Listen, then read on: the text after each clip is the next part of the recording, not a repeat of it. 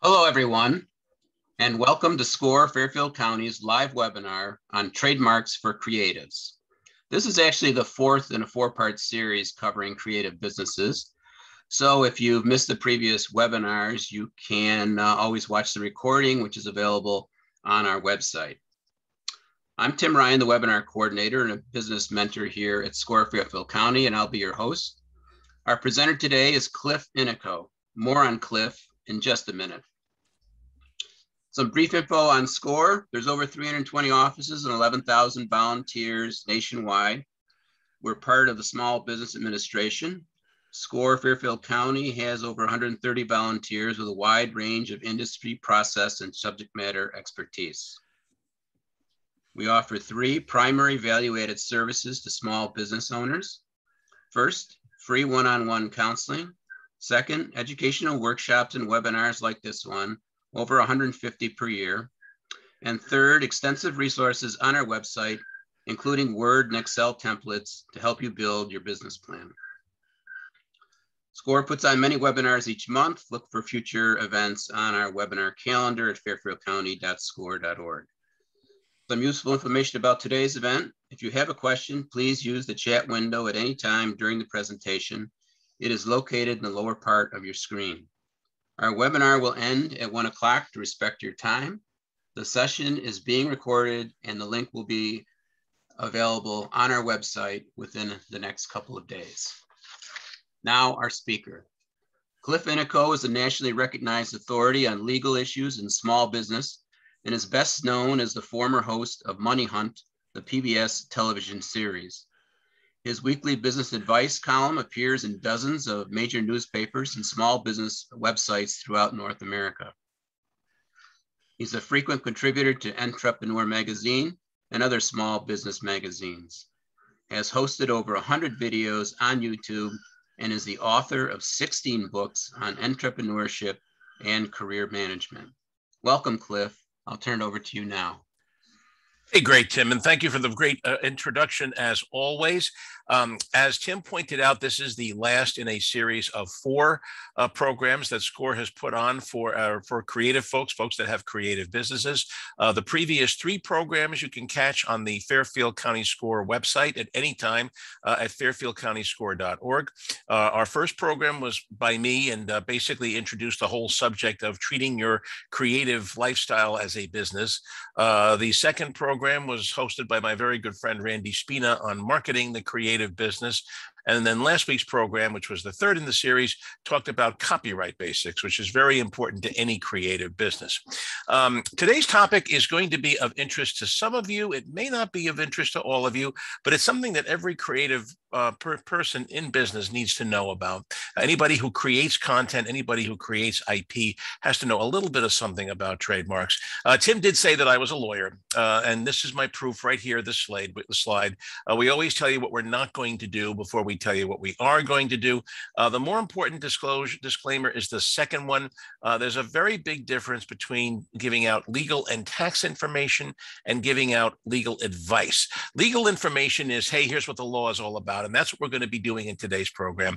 But one-on-one advice is very specific. Tim, this is why you should do something. Elliot, this is why you should do something different. And Ruth, here's how you should do something different. That's one-on-one advice, which I really can't do on this program. If you want me to give that kind of focused one-on-one advice, you frankly have to retain me as your attorney, and I got to get to know you a lot better than I can in a 1-hour program. Although some of you folks I can see just from the list are people who I've actually known for some time. It's always a pleasure to see people coming back to these programs over and over again. So let's begin with the basics. Okay, and the basics of trademarking as opposed to copyright. Okay, let's talk about naming your business, because this is one area where trademark comes in a very big way. A lot of people don't realize it, but naming a business name is not necessarily trademarkable. We're going to talk about that a little bit. But to me, naming a business is the hardest part of any small business. It used to be easy, so let's say you had a little antique shop in Fairfield, Connecticut. and you couldn't think of a name for it, what you used to do in the old days is you used to take a vacation and you go up to Vermont, New Hampshire, you find this cute little antique store in the middle of nowhere that has a really cute name. You come home and you basically take their name, and nobody cared about that back in the old days because, they're up in Vermont, you're down in Connecticut, you're not taking any of their customers. They're not, they're not stealing any of your customers. So the two of you could coexist very easily.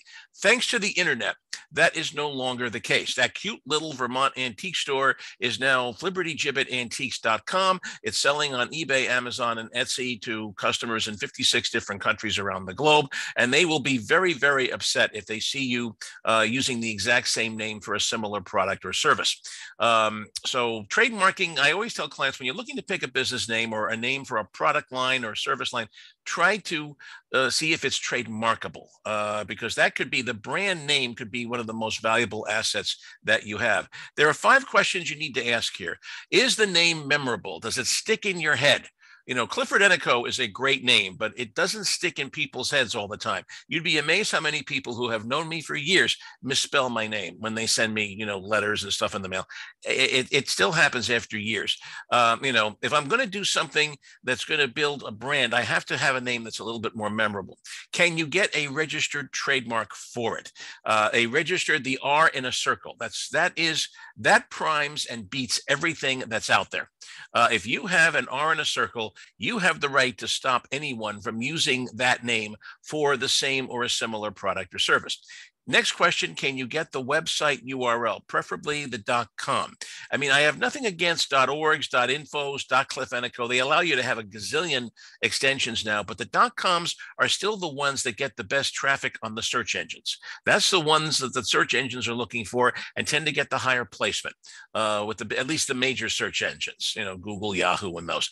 So you want to try to have a .com name if possible. Is the company name available in Connecticut? You do that by checking the Connecticut Secretary of State's database in Hartford, and then just do an internet search and see, is somebody else using the name for a similar business? I mean, if you're thinking about going into business and there's some little company in Utah, mom and pop operation that has the same name, well, that's not such a big deal. Maybe the two of you can coexist. If you find, however, that Microsoft has a product that is using that name, do not use that name for your product or service.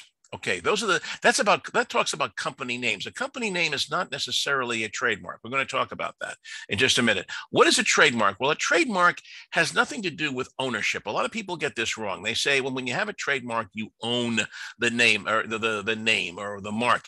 And that is really not true. It has nothing to do with ownership or property law. A trademark is a legal monopoly. Now, we live in a capitalist economy, and in capitalism, monopolies are not a good thing. They distort the marketplace. When a company achieves monopoly power, that is not a good thing. It means they can set their prices regardless of what the market is doing, and it's not a very good thing. That's why we have a whole body of law called antitrust law that is designed to preserve competition in the marketplace and try to prevent monopolies from happening. But a trademark is different. A trademark is a legal monopoly. It's a monopoly that the government gives you. What the government says when they give you a trademark is that for a period of time, and we'll talk about that in a little bit, only you can make money selling stuff using that name or that mark. Okay. A mark is different than a name. You do not trademark names. You trademark marks. A mark is something that identifies a brand of merchandise in commerce. And it doesn't have to be, it can be a word. So for example, Ronzoni is a registered trademark of the Ronzoni pasta company that makes pasta. But it could also be a symbol as well. The Golden Arches of McDonald's, the Pillsbury Doughboy, though they are all registered trademarks of their various companies. So if you have a name for your company that's really cool, but it doesn't appear on your products or services anywhere, that will not be trademarkable. In order to be trademarkable, you must be using that that mark in commerce where people, your customers, the consumer, can see it. And it must be used in commerce. If you do not use the mark in commerce, you lose it eventually. You do. The mark goes away and somebody else can grab it. Whenever somebody is talking to me and they say they want to brand their business, the first thing that comes into my mind is a registered trademark. You got to have a registered trademark. In fact, I would rather you spend money on that before you spend money on me, doing contracts, setting up your LLC and doing all the other stuff that business lawyers do. I would rather you spend money on that, because if your brand isn't good or very strong, you're not going to get anywhere, with it in commerce. I would rather you really have to sweat the brand names that you use on stuff. Trademarks generally refer to products. Service marks generally refer to services. So if I were trademarking my services, it would be a little SM, not a little TM. But we'll talk about that more in a minute. Trademarks versus copyrights. Here are some of the things you trademark. You trademark marks that are used to identify goods and services in commerce, brand names, and logos. You copyright slogans and marketing copy and graphics other than logos. So for example, if you have a website and you have a logo up in the corner and then you got a whole bunch of text, the text is copyrightable, the logo is trademarkable. Slogans, so the Maxwell House design on the Maxwell House can that has the coffee thing, that is a registered trademark, but the slogan "good to a last drop" is copyrightable. It is not a trademark thing. Think of it, words are copyrightable, logos, graphics, and other marks are trademarkable. Okay, you do not have to register your trademark with the trademark office, although it's a darn good idea, especially if you're selling in interstate commerce and you want to develop a nationwide brand. As I said, you really have to have a registered trademark, but you don't have to. Whenever you see something with a little TM next to it, we call that a common law trademark, and anybody can use it.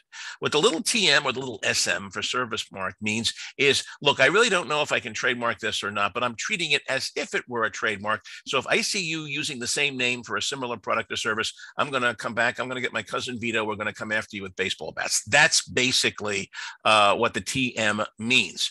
And again, you can sue for infringement. If you see somebody else using your product or service, you can definitely sue, even though you only have a common law trademark, but it's going to be tougher to win, because the other side might be able to say, well, wait a minute, I was using that mark in commerce years before you were even born, Cliff, and if they have a case there, you're not going to win. You're the one who's going to have to back down. With a registered trademark is much more powerful. That can shut down just about everybody. A common law trademark is a lot weaker, but it may be the only thing you can do if that's all you can afford. Registered trademarks are identified by the R in a circle. It must be registered with the U.S. Trademark Office. It is a federal crime. It is a felony to use the R in a circle if you have not registered your trademark. You can use a little TM or the little SM. Nobody cares about that. But an R in a circle, you must have a registration with the trademark office. If you're using R in a circle and I can't find you on the trademark register, that's going to be a big problem. You got to stop doing that. You can sue others for infringement if they use the same mark for the same, and no one else can use a web domain name that has your registered trademark in it. So if you trademark the word Flibberty Gibbet, any website, any web domain with the word Flibberty Gibbet in it will be, you can sue them, and you can grab it away from them. You can take it away from them. eBay does this all the time. A lot of eBay sellers, when they set up their third-party selling platforms, they put eBay in their domain name, and eBay does not like that. You will get a nasty letter from their lawyers if that's what you do. Same with Amazon, by the way. Registered trademark, even with a registered trademark, you can still be sued for infringement, but the burden of proof on the plaintiff is much, much harder. If they would have to actually prove that they were using the mark and openly in commerce and notoriously in commerce before you registered your trademark with the trademark office. That's a much, much harder thing for them to prove. And even if they win, because you have a registered trademark, you will probably be allowed to coexist. They will not be able to take your name away from you. What will happen is that they will be allowed to use that name in a particular geographic area and not beyond that area, whereas you will be allowed to use your trademark nationwide because you have it registered. You basically get a lot with this. This happened to McDonald's years years ago. There was a small family restaurant in Southern Illinois, I believe it was, that called itself McDonald's Family Hamburgers. And they had been around since the 1920s. McDonald's sued them for trademark infringement, but they won. The little guys won that case, and they are allowed to use that trademark within a certain area, a certain radius within the location of their little one single restaurant in Southern Illinois. The only thing is, though, if the restaurant is no longer owned by somebody named McDonald's, then they must cease or desist the use of that name. That was the deal that they struck in that case. That is called a coexistence agreement. Whenever you find somebody else using your trademark, but you really don't care, either because they're too small or they're doing something that's radically different than what you're doing, you can do an agreement. It's called a coexistence agreement that says, look, it's kind of like what the mafia does. You stay over there, Benny, and Iggy, you stay over there. We'll all stay out of each other's territory. We'll be fine. It's a little bit like that kind of an agreement, where you can cross-license your trademarks. There are ways to settle those kinds of things if it's not a big deal. Okay, so we talked about trademark. Trademarks are not forever. They are only for a period of years. How long does a registered trademark last? Initially, 10 years. After you finish your registration, it has to be renewed every 10 years. People forget to do this. And if you do fail to renew your trademark, you lose it. You have to go back and file an entire new registration from scratch. The fact that you had a trademark previously means absolutely nothing to the trademark office. I mean, you can renew indefinitely. There are trademarks that have been around for over 100 years, but you lose it if you stop using it in commerce. You have to keep using it.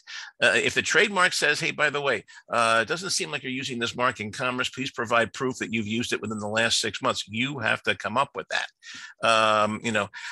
You will have to defend it against infringers. If other people are infringing your trademark and you do nothing about it, that's going to send a signal to the trademark office. Well, you know what? This person doesn't really care about this trademark. They're not defending it. They're not enforcing it. So you know what? We'll let everybody have it. Anybody can sell, using, Gloppo, for household products or something like that, whatever the name is. Or you allow it to become generic. And there's a lot of case law on this. A lot of people don't realize this, but when you blow your nose into a soft tissue, you blow your nose into a Kleenex. But Kleenex was at one time a registered trademark of the Procter & Gamble company, and they lost it. They lost their exclusivity. They still use it. Even if you lose your exclusivity for the trademark, you lose your monopoly, you can still use the trademark yourself. No one's ever going to stop it. It means other people can come in and use the trademark. So somebody else could come up with a brand of Kleenex tissues, even though they're not the Procter & Gamble company. Examples are Escalator, Aspirin, Yo-Yo, but believe it or not Google. This was a very big case back in 2014. Google does not like it when you use their name as a verb to Google something. Whenever I'm writing an article, I never say, I went online and I Googled thus and such. I always say, I went online and I searched online for whatever I was looking for. And that's a famous case out of the Second Circuit in New York City back in 2014. Google wins these cases. They're fighting hard to keep their name from becoming part of the English language. Okay. There are state trademarks. Every state has a trademark law that allows you to trademark the name of a local business, but it's really not all that valuable. The federal trademark covers the entire country, including all of our territories and possessions overseas. The state trademark in Connecticut would only cover Connecticut. It doesn't go beyond the borders of Connecticut. State trademarks are basically useless, but they're a lot less expensive than getting a federal trademark. They only cost about $50 to $100 normally. If you're doing a very local business and your business is not likely to expand beyond a very local marketplace, you might be able to get away just using a state trademark. But even a federal trademark does not protect you when you're doing business overseas. And let's talk about that. Okay. Those of you who attended last week's program, you know that in the copyright world, we have something called the Berne Convention, Bern like the capital of Switzerland, B-E-R-N-E. And the Berne Convention has been signed by virtually every country in the world except maybe North Korea and Cuba, maybe one or two other countries. And basically what that treaty says is if you have a registered copyright in country A and somebody is infringing in country B, you can sue for infringement in country B, even though you haven't registered. In originating country be? That's what the Berne Convention says. There is no such thing, unfortunately, in the trademark world. The trademark world is much more fragmented. We do not have a Berne Convention for the copyright world. There are several international treaties. This is a website where you can find out about them. So, for example, there's one treaty for Europe. There's another treaty for Latin America. And when you do register in these countries, you can't just register in the entire block. So, for example, if you're registering your trademark in Europe under the European Treaty that we have with the European Union, you have to identify the countries in which you desire registration. It's not automatic admission to registration in all 26 European countries. I think they're 26, maybe 27. You have to identify specific country, and also there are lots of countries that have never signed a trademark treaty with the U.S. So whenever you expand a trademark outside the United States and you sell outside the U.S. and you want your trademark to protect you against infringement overseas, you really, really have to get a really good trademark lawyer to help you with that, somebody who specializes in that.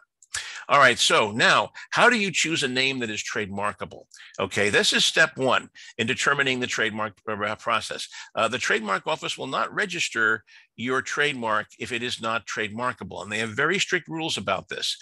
So, for example, the name cannot be generic. California Vineyards for a winery would not be, if the winery's in California, that's just a generic term. Merely descriptive, web graphics would not be considered trademarkable. Geographical, believe it or not, Nantucket Nectars is not a registered trademark. If you look at the bottles, it has a little TM, not an R in a circle, because the trademark office wouldn't accept that registration. It was just a geographic, designator. Using somebody's name. So, for example, Joe's Garage. If you are operating a garage or doing something automotive, you will not be able to trademark the name Joe's Garage. Interestingly enough, somebody does have a trademark for Joe's Garage, but it's not for anything automotive. It's in the music world. The estate of Frank Zappa has the trademark for Joe's Garage because it was the title of one of his record albums back in the 70s. A little piece of trivia there. Trademarks, a trademark that you might not get for some line of product or services, you may be able to get for another one. And that's an example. Trademarks that are immoral or offensive or scandalous. Back in the 1980s, a little brewery in Michigan that wasn't doing so well decided to produce a beer called Bad Frog Beer. The beer itself was like any other beer, but the label was very distinctive. It basically showed a frog on a lily pad, with his fist out and his middle finger extended. Okay, you all know what that means, right? Okay, well, that, the state of Michigan actually shut them down, saying that this was an obscene or immoral product. The beer had nothing to do with the beer. It was the label that was the problem, and they shut them down. I understand from my friends on eBay, if you have a 6-pack of Bad Frog beer, okay, with the original labels on it, not opened, you can probably get over $1,000 for that 6-pack of beer on eBay. So all of you now are going to leave this webinar and you're going to go looking for your basement, looking for a 6-pack of Bad Frog beer. Even a single bottle is worth, I think, something like $50-$60, with the beer not in it. It's incredible. It became a collectible. A thing that is deceptive, false connection, disparaging. So, for example, if you were to come out with a line of teeny tiny little rolls of toilet paper for people with RVs and boats and stuff like that, and you decided to call it Microsoft toilet tissue, you're not going to get away with that. Even though you're not doing anything that's computer related, Mr. Gates up in Seattle is not going to like what you're doing. And also, you cannot use the likeness of a living person without their consent. There's also some rules about licensing images of dead people too. Generally, everybody has a right of publicity. We learned that last week in the copyrights seminar, and they have the right. They have the right to that. But a name may be trademarkable if it is suggestive. So Mustang, our cars are really fast. They're like a wild Mustang on the Wyoming prairies. Coppertone, our stuff works really well. You'll look deep tan if you use our stuff. Arbitrary. What does monster have to do with looking for jobs online? What does penguin have to do with books, or camel with cigarettes? These are the best trademarks. If you're really worried about your name being trademarkable, pick a name that has nothing to do with your product or service. Pick something that's just a random word and then attach it to your brand. Also, those words are easy to remember. We can all remember monster.com. Looking for jobs online and not finding anything, even though you tried for 6months.com, is not going to be a memorable trade name. Okay. A fanciful name, a made up name. eBay doesn't mean anything. eBay doesn't mean anything. A lot of people think it was Pig Latin for bee, but that means absolutely nothing. It wasn't the case. A fanciful name. The less your name has to do with your product or service, the better. Okay, so that's the first thing. Secondly, now you picked a trademarkable name. You passed the trademark rules for that. Now, has somebody else trademarked the name? Okay, now you have to do what's called an infringement search of the trademark records. A name cannot be trademarked if it is confusingly similar to another registered trademark. And the trademark office examiners have extremely broad discretion to make this determination. If they just don't like the fact that your thing looks like somebody else's trademark, they will bounce your filing. They'll reject it. You need to hire a lawyer here. I mean, you can do a very basic trademark search on the trademark site in 5 minutes, but you need somebody here to really go. Do you remember those horrible tests that you took in school, in high school? Here's a symbol. Here's a diagram. Now, which of these four is this diagram turned 90 degrees to the right, 90 degrees to the left? Remember those horrible tests? This is what trademark lawyers do for a living. Okay, now this thing has a little thing that sticks out there. Is that too close to that other one that sticks out there? Maybe. I mean, what they do is they actually send you a printout, and then you get on the phone with them and you walk down each of the ones saying, now, is that too close? Is that too close? Is that too close? It's a very, the people who do trademark law usually have engineering degrees as well as law degrees, because it's that kind of brain that you need to do that kind of work. If you're now, so let's say that you do, let's say that you pick a trademarkable name, your attorney has done a very thorough search. You know that this name is good. It's going to sail through the registration process. Don't do it yourself. Okay. Now there's two ways that you can do this. You can hire a trademark attorney. The cost will be somewhere between $2,000 and $3,000, including the search. It's really the search where the fee gets run up that way. The cost of actually preparing the application and filing the registration is not that much. It's the search that eats up the clock. And you really want somebody good to do that. But there's another way you can do. I mean, if you go online and search, file a U.S. trademark, you will get, I promise you, a couple of hundred hits from companies that will offer to do the registration for you for a fee within from $50 to $250. LegalZoom, for example, is in this space. The company where you go to register companies. They also register trademarks. That's one of their other services. Here's the difference, though. You're kind of, if you're using one of those trademark services, I mean, I'm not against them. Some of them are actually not that bad. But they're only going to help you so far. They'll do the paperwork, they'll prepare the registration, they may do a basic trademark search. But if you get stuck in the trademark process, if the examiner comes back and questions your application, the online service will not help you. They'll say you got to get an attorney to respond to this. And usually you have to respond to those letters within 10 days, usually. So if you are going to use a trademark service, by all means do so, but you've got to be very confident that the application is going to sail through. If there's even a possibility that the trademark examiner may bounce the filing, you're better off hiring an attorney because they will be sure to get it right, for a much higher fee. What if your name can't be trademarked? What if you get bounced or your attorney says there's no way you can do this, Cliff? It's not going to happen. Well, there's some good news here, because if you can't get a registered trademark, then probably no one else can either. They're going to get the same advice from their attorney that you're getting from yours. So you have a number of options. You can use a common law trademark, little TM, like we said before. You can always do that. See if anybody else is using the same or a confusingly similar name. Really do a thorough online search and look for people that are out there. And if you don't see anyone, launch your product and then market the hell out of your name so that everybody who sees the name knows it's you. This is what Snapple, the beverage company, did back in the 90s. There were issues about their name being trademarked. So what they did was they did a TM. I think they did eventually get it registered, but they had a lot of trouble in the early years. They did a TM, and then they marketed themselves so aggressively that their name really became a firm. People went into stores looking for a Snapple. And that was that by getting big fast, they were able to protect their name just by ubiquity, because everybody recognized that if you want a Snapple, you're looking for that specific specific beverage. That's what they did. Sometimes you can do that. By getting big fast, your name becomes so well known that you don't really need the registered trademark because everybody recognizes that it's you and associates it with your business. Be prepared to change your name if someone much bigger than you sends you a cease and desist letter. This has happened to a lot of my clients and it breaks my heart. It's usually because they didn't do a thorough enough trademark search. They go, they launch their business, and then all of a sudden, 6 months later, just as they're starting to get some money and get some traction, they get this letter from some law firm in California representing somebody that no one ever heard of that had registered their trademark before they launched their product. And that is a heart-destroying thing when that happens, because you have to shut down. If somebody else has a registered trademark in your space and you just didn't look carefully enough to find it, you will have to be the one to shut down and pick a better name. That's why really sweat this decision. The more trademarkable your name is up front, the less of a concern you'll have about somebody else wiping you out. So those are some trademark basics. Now, I want to spend a little time here.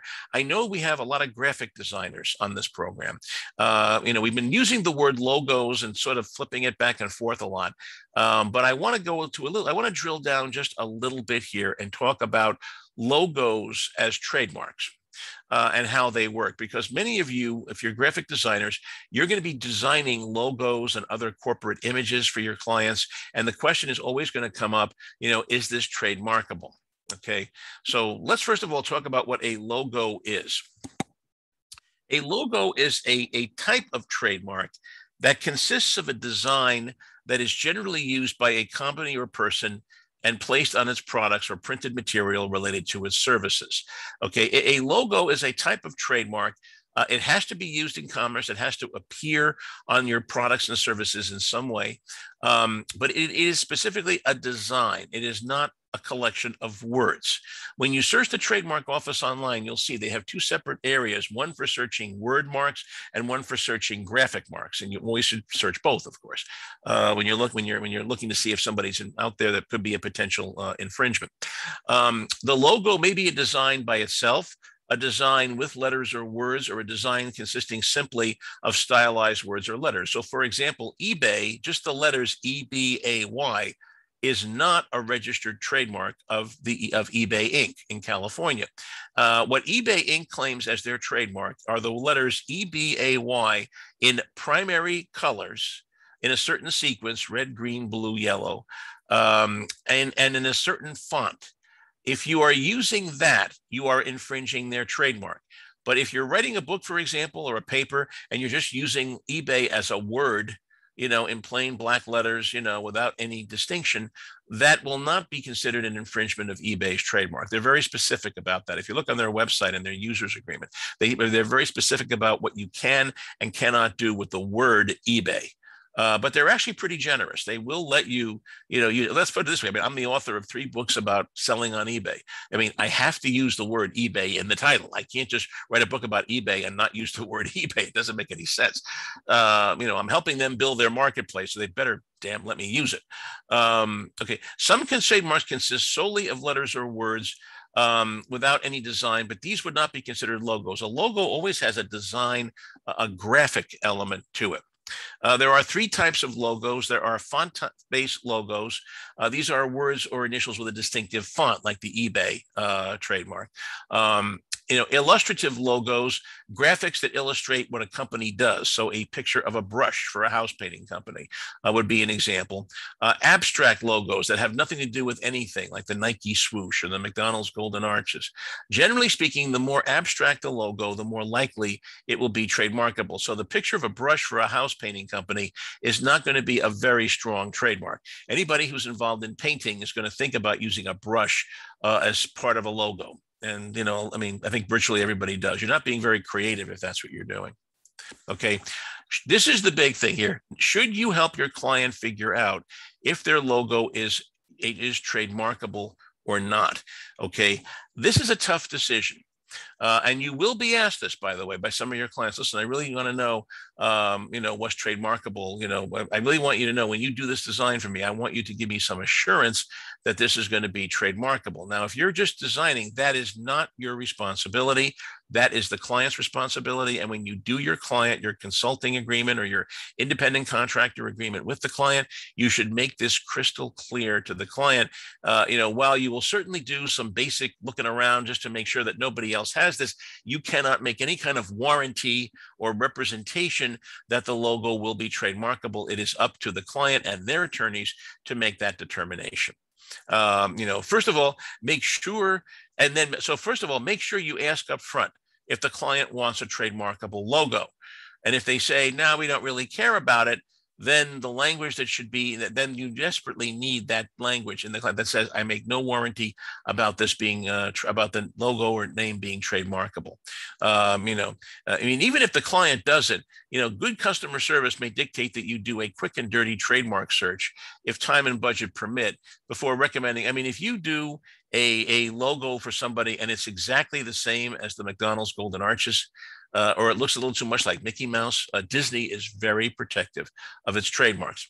You can trademark a character, which Disney has done for virtually all of its characters. The storylines themselves are copyrighted, but the trademarks like Mickey Mouse are trademarked. And believe me, rule number one in the trademark world, do not mess with the mouse. You do not mess with the mouse. Disney is brutal about enforcing their trademarks. If you do something that looks a little too much like Mickey Mouse, unless it's a parody, Mickey Mouse that looks more like a rat with fangs or something like that. Some people have done that. I think Art Crumb, the cartoonist, has done that. I think in a number, and he managed somehow to get away with it. I don't know, but you do not mess with the mouse, man. Disney is brutal. Make sure you're doing, if you're doing cartoon characters, make sure they don't look anything like any of Disney's characters. Here's one reason to use a cheap trademark service, by the way, one of those $50 to $100 ones that I mentioned in an earlier slide. I don't really think you should do your trademark registration that way, but there is a way that they add value. So let's say that you're doing a logo for a key client, and the client has made it clear that they want you to do at least some preliminary work to give them some comfort that the logo will be trademarkable. Well, you could, as part of your service, hire one of these people to do a quick and dirty trademark search, not a really thorough one, but just enough to make sure that no big Fortune 1000 company is using that mark for something. They can do that probably for $50 to $100, maybe $200 or something like that, and you build that into what you feed. You bill the client. You bill that into your invoices, the cost of having that done. What you're doing here is you're helping make sure that you're not making any really big mistakes here, is what you're doing. If you send the client a work product and it turns out when they do a thorough search that some little tiny company in Utah that no one's heard of has a similar mark, you're not going to get blamed for that. But if you do something that looks exactly like Mickey Mouse, they're going to be really upset about that. They're going to consider that your fee a waste of money, and you do not want to be in that situation. So hire a trademark service, one of the cheap ones, to do a quick and dirty search on your designs. That'll give you some comfort that what you're offering the client at least has a shot at being trademarkable. Okay.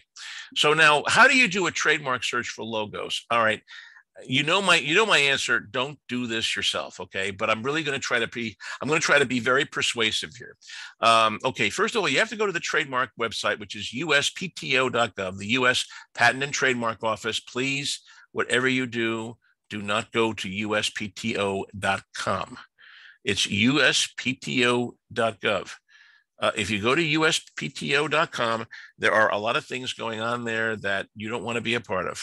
Okay, just trust me. Of course, you're all looking up now, uspto.com. This is it, but let's just say it's a very nasty site. Back in the early days of the internet, a lot of bad people got the brilliant idea of grabbing the names of government sites and putting the .com at the end. And they have gone after them, some of them, but they haven't gone after them all. So just be careful. It's always, whenever you're dealing with the government, it's a .gov that you're looking for, not a .com. Click on the search trademark database link, then click on test, which is the trademark electronic search system. This gets you into the search thing. And there are two ways to search. You can click on word and or design mark search. This basically allows you just to use basic word a description in words of what the graphic is. So for example, I mean, the software is not yet sophisticated enough to scan images. I mean, this will probably come with artificial intelligence, with AI, but the government websites are not able, they can only really search words at this point. They cannot search for actual images. So whenever you search a graphic, you have to describe the image in words. So 5-pointed green star would be an example. I'm looking to trademark a 5-pointed design that is primarily a 5-pointed green star. I could use that click word and or design mark search. I could just search using those words. And if there's anything that's really, really conflicting, it'll show right up. The better search is the structured search, the structured search. Here you have to master the Trademark Office Design Search Code Manual. If you go to uspto.gov and search for design code manual, design search code manual, it'll take you right to it. It's a free publication. Basically, what the government has done is it has assigned numbers to various types of commonly used designs. So let's say that I was looking to search for my 5-pointed green star. What I would do in the structured search is I would begin with category 01, which is celestial bodies, natural phenomena. That's what a star is. Division 01, and then underneath that, division 01, stars and comets. Section 03 under that, which is stars with 5 points. And then there's another code underneath for green. So it would result in a complete design code of 01.01.03 and then 0.07 for green. How many of you now think that you can still do this? Okay, there's a reason this gets, you really have to spend time and practice until you get good at it. I mean, I've been doing it for 40 years, so I kind of know my way around the code manual, but if you don't, it's very easy to make mistakes with that, so just be, again, it's a skill that you're going to have to develop though, if this is part of your livelihood, you're going to have to learn. Okay, so no matter how hard you try, you're never going to be able to do a thorough enough search. You simply won't. So as a graphic designer, I think all you have to do professionally is just do enough so that you avoid the obvious conflicts. Like I say, avoid Mickey Mouse, and then let the client's attorney do the more thorough search. Or if the client routinely insists that your designs be trademarkable, ally yourself with a trademark service. Call one of those cheapo trademark services. Tell them, hey, look, I got a lot of requests from clients. I'm probably going to give you about 10 to 12 searches a month. Let's do a deal here. Will you give me a bulk discount? If I guarantee you five or six searches a month, will you give me a break on the fee? And then build their fee into your invoice to the client for the work that you do. Make a friend here, get into a strategic alliance with one of these firms, who can turn these things around like in a day or two. And they're not going to be perfect. They're not going to be what an attorney would do, but they're probably going to be good enough so that you won't embarrass yourself. That's really my suggestion for those of you who are sweating this whole trademarkability thing. Make a friend with one of these trademark services. And by the way, do not tell the client that you did this. This is very important. If you do have one of these cheapo services do the trademark search for you, don't tell the client, because if you do, and especially in an email, because if you do, that becomes a warranty. The client is going to view that as a warranty that the logo is trademarkable. If I come and say to you, hey, listen, I had my service look into this. It looks like you're not going to have a problem here. You have the right to rely on that, so that if you spend thousands of dollars and you get bounced, you're going to come to me now saying, Cliff, that's malpractice. Okay. I want your house. Okay. I'm not going to do that. I'm not going to put myself and my property at risk for anybody that way. Be very careful. If you do this, it's all transparent. The client doesn't know a thing about it. You're just doing this so that you can sleep better at nights and know that you're delivering what the client asks you to deliver. That's all. Okay. So here's some tips for creating trademarkable logos. Look, here's what I do this sometimes with my clients too. Look at the logos of your clients' competitors Ask them for a list saying, well, by the way, what are the 3 websites that you view as your closest competitors? Take a look at what they do and make sure that your design stays far and far away from them, because they're the ones that are most likely to sue. If you're, doing, something for Ronzoni and you come up with a design that looks too much like what Goodman's Egg Noodles does, that's going to be a real problem. Direct competitors will sue if they see that you are infringing their trademarks. So make sure you stay far away from whatever the client's competitors. Avoid logos that are merely descriptive, the paintbrush for the house painting business. Make your designs as abstract as possible. Avoid trendy looks. Trademarks are designed to stand the test of time.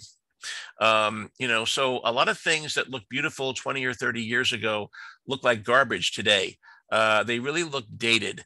Sometimes you can be so in the moment that the trademark, let's find it this way. Some companies have been around for 100 years and their trademarks have withstood the test of time.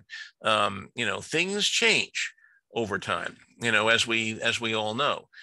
We can all think of trademarks right now that have fallen because that are no longer being used because they are no longer considered politically correct. I won't give examples of those, but we can all think of them. These are a lot of companies now are looking to trademark to change their trademarks so they don't offend people. 50 years ago, no one was offended by them, but today people are. So things change. Try to avoid doing things that are so trendy that the client's going to have to come back year after year looking for tweaks to it. And then last but not least, don't use clip art if the client wants to trademark the logo. Clip art is these are designs or like very common, simple images that are made public deliberately. It's like open source software. They're meant to be used. You cannot trademark a piece of clip art. A piece of clip art is considered public property, public domain, and you cannot use it. So, for example, there is clip art for a brush for a house painting business. If anybody reads the yellow pages anymore and go to house painting, there's going to be somebody there with an image of a brush. It's a piece of clip art that some designer used. Keep in mind that clip art is not meant to be trademarked. It's not meant to be proprietary. That is, in order to be trademarked, it has to be something that you or the client creates originally. That is a very, very important thing about clip art. I mean, everybody uses clip art, but there are issues when it comes to trademarkability. So we're almost done. This is a shorter program than most because it's a really more technical product. I mean, copyright is something that you can do yourself, but trademark is something that you cannot do yourself. Do not attempt to register a trademark without professional help. That's my advice. Yes, they're expensive. Lawyers are expensive, but there are a lot of trademark lawyers, especially in this part of the country, in the Northeast. Shop around a little bit and you probably will get a good deal. Lawyers are cutting deals left and right, for this kind of service, as they do for everything else. But get the help that you need. This is not something that is easy to do. The process is difficult. It is very time consuming. And if you are building a brand around a trademark, you have to be 100% certain that that trademark is solid and is not going to lead to a lawsuit from some company that you've never heard of. It is mission critical to your success. Spend the money on the trademark before you even think about forming the company, drafting contracts, and doing all the stuff that other attorneys like me do. Get the trademark right. That is very, very important. So here are my key takeaway points.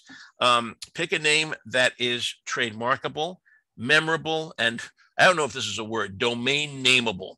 Make sure you can get a .com that is easy to remember. Cliff Ennico, world's greatest small business attorney, who does look a little bit like Richard Nixon, but he's a really great guy. We need to get to know him.com. That is not a memorable name. It's way too long. No one is going to be able to type that correctly. CliffEnnico.com isn't the world's greatest domain name either, although I have it, because people have trouble remembering how to spell my name. CliffTheSmallBusinessGuy.com. That's kind of silly for a lawyer, especially. I mean, I do take myself more serious than that, but that would be an example of a memorable .com name, and it might very well be trademarkable, although probably not. It's descriptive. It says what I do. But if I take Cliff the Small Business Guy and make a really cute logo out of that, incorporating the words Cliff the small business guy with all kinds of hearts and flowers or something, that might be trademarkable. That's another little secret. Whenever you have a name that's not trademarkable, create a logo incorporating the name. And the logo might be trademarkable. Even though the name is not trademarkable, the logo incorporating the name may well be trademarkable. That's a little trick. We didn't talk about that earlier, and I should have. Shame on me. Use your mark in commerce aggressively, whether you register it or not. This is important, especially if you can't get a registration with the government, you're using a common law trademark, get it out there. Make sure people see it, make sure it's ubiquitous, make sure people know it. Think of Snapple. You know exactly what a Snapple is, and you can only get a Snapple from that one company. You can't get Snapples from 50 different companies. Okay, that's where you want to end up. If you find yourself in a situation like that, you may not need to have a registered trademark. Hire a lawyer to do a thorough trademark search before you register.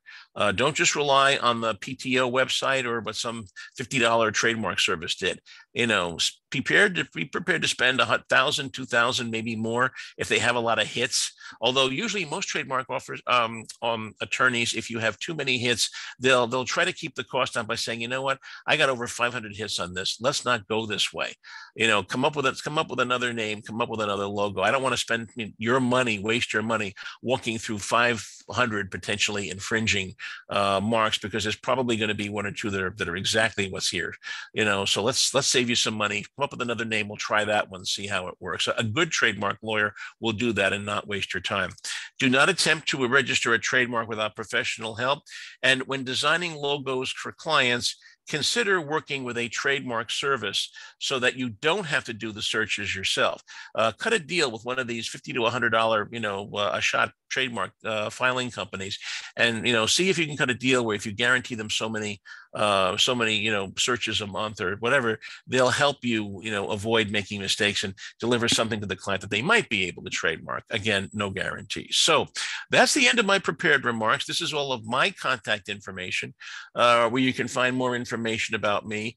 A lot has been written about trademarks over the years. The best books are by a company called Nolo Press, Nolo.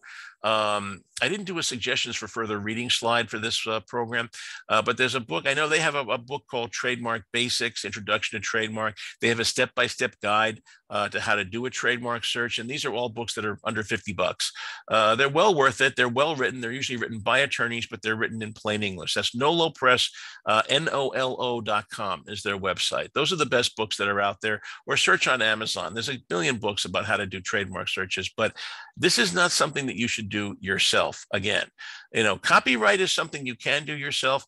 Trademark is something where you're going to need professional help. But hopefully after this hour, you have at least enough basic information that you can ask intelligent questions, which is all I can ever ask. So with that, Tim, let me throw the floor back to you and let's see if we have any questions. No, yeah, that was great, Cliff. We'll now use the remaining time for a little Q&A. We'll take as many as we can till 1 o'clock.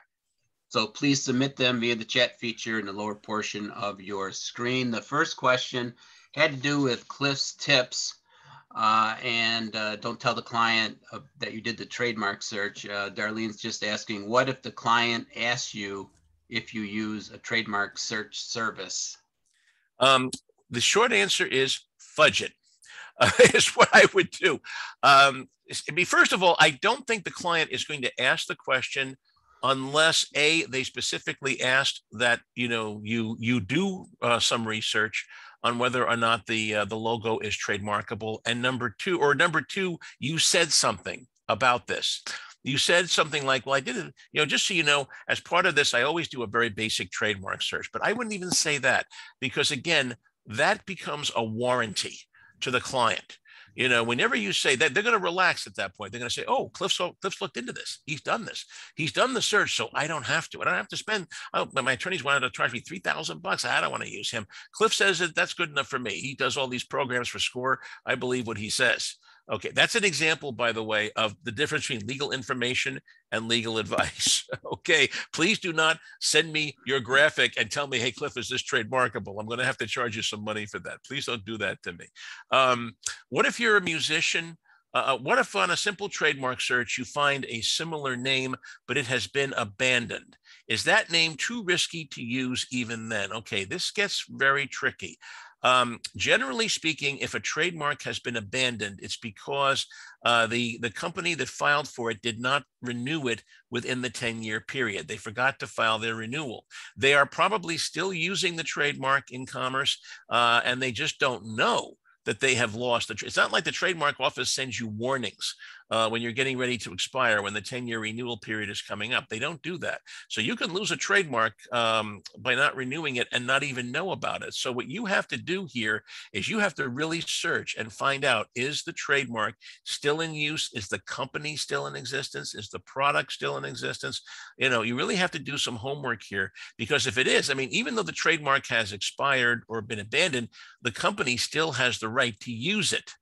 You know, like I said, if you lose your registered trademark, you still have the right to use it yourself. It's just that other people can come in and use it. And if that other company is somebody a lot bigger than you're going to get a nasty cease and desist letter, even though they don't have a registered trademark anymore. I mean, there used to be, I had a client years ago.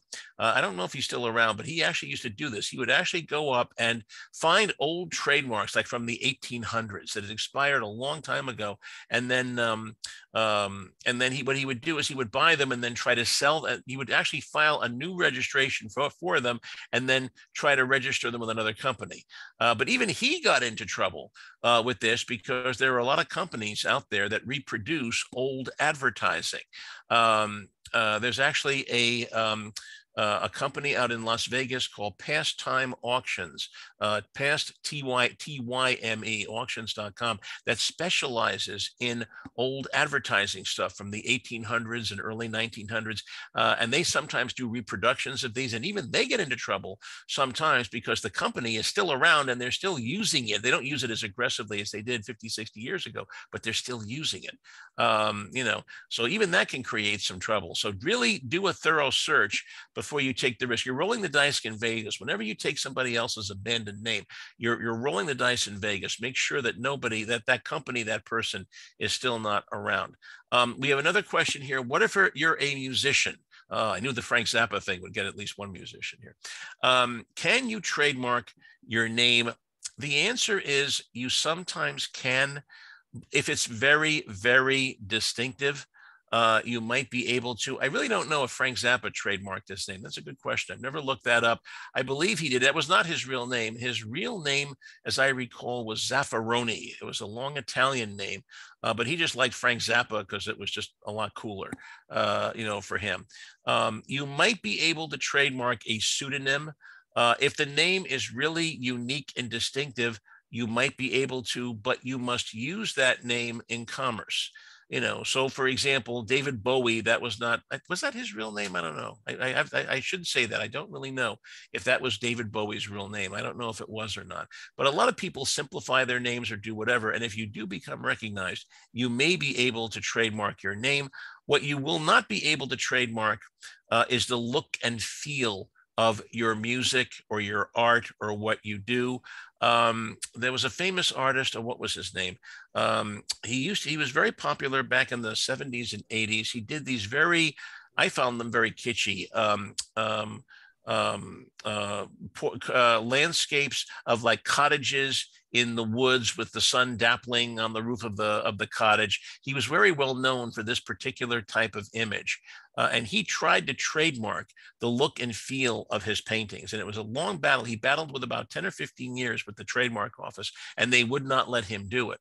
You know, if somebody else wants to do a painting of a sun-dappled cottage in the woods, you know, they can certainly do it.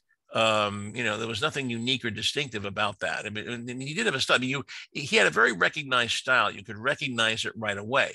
I mean, just like you could recognize a David Bowie song a mile away. But you won't be able to trademark that. But you might be able to trademark the pseudonym if you are using it in commerce. Which is very important. I believe David Bowie did trademark his name now because of the Bowie bonds. What a lot of musicians are doing now is they're taking their catalogs and they're actually selling them to investors. the copyrights they bundle together all their copyrights and then they sell them to investors to get money today based on their future royalty streams. And those are called Bowie bonds because David Bowie was the first artist to do it back in the 1980s sometime. So, so because of that, I think he may have trademarked his name. But the short answer is I don't know. Yeah, a couple of the artists, or a couple of people have chimed in that Thomas Kincaid, I think, is the artist. Thomas Kincaid was the artist. Thank you. I just seen your moment. I'm starting to have those, Tim. Larry's got a question. If you are successful in getting a registered trademark at the USPTO, is that also an acknowledgement that there are no other marks out there that are the same or confusingly similar? All right. That's a very good question. I'm going to give you the legal answer, which is no. That's not an assurance. I mean, the trademark office does do a search to determine if your mark is confusingly similar. If they bounce your application for that reason, it's because they see a problem. But very often they miss things, or they're not concerned about something, and the trademark owner is much more protective than the trademark. It all depends on the trademark examiner you get. You know, they're human beings like the rest of us. Sometimes they have good days, sometimes they have bad days, sometimes they don't do a thorough check. There are some that are just plain lazy. You know, they're human beings. They're just like all of us. So there is a possibility that even with a registered trademark, you will get sued for infringement by somebody else. More likely than not, what they will do is the trademark, when you apply to register a trademark, you get a preliminary approval, and then it's published for, I think it's 90 days in the Federal Register. And there are trademark lawyers that look for potentially infringing marks in the Federal Register. And if they see one, what they will do is they will challenge your application. Rather than you getting the trademark and then being sued for infringement, they'll challenge your application, and you'll have to duke it out with them in the trademark office. There are attorneys who specialize in those kinds of trademark disputes that take place within the trademark office. But there is a chance you could have a registered trademark get out there, and then someone else with an allegedly superior mark may try to shut you down. The fact that you have the registered trademark is a defense, but it will not be an absolute defense. And if the other person is much bigger than you are, if it's a Fortune 1000 company, for example, they have the resources to outlast you. So you're probably going to have to cut some kind of a coexistence agreement with them, or something that will allow both of you to coexist. I mean, Thanks, Cliff. Go ahead. Long-winded answer, but a good one. That's all the time we have for questions. As a reminder, a recording of this webinar is available within a couple of days on the fairfieldcounty.score.org website. Please check our website for information on upcoming webinars. Again, SCORE offers free individual counseling, so please use the link on the screen or visit our website and click Request a Mentor. We're available for sessions via phone, email, and video currently.